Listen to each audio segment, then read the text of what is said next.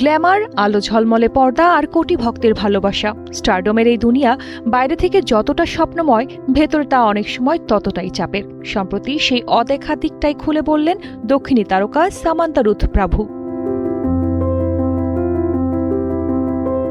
এক সাক্ষাৎকারে তিনি জানান, এক ছোট্ট শহর থেকে হঠাৎ করে সিনেমার দুনিয়ায় এসে এমন ভালোবাসা পাওয়া ছিল তার কাছে অবিশ্বাস্য অভিজ্ঞতা।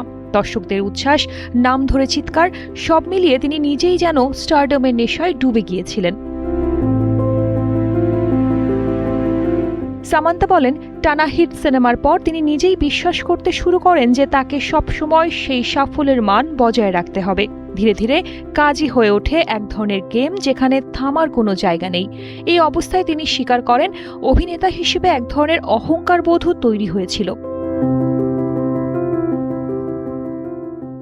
একমাত্র স্মার্ট সিটি বসুন্ধরা, আধুনিকতায় এক ধাপ এগিয়ে। তবে জীবনের মোড় ঘুরে যায় যখন অসুস্থতা তাকে বাধ্য করে বিরতি নিতে।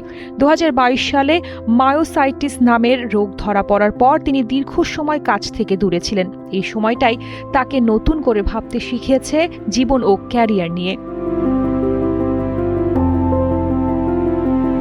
বিরতির ওই সময় তিনি বুঝতে পারেন, প্রতিযোগিতা আর দৌড়ের বাইরেও জীবনের একটা শেষ আছে, যা তিনি আগে ভাবতে চাননি। এই উপলব্ধি তার কাজের ধরন ও সিদ্ধান্তে বড় পরিবর্তন আনে।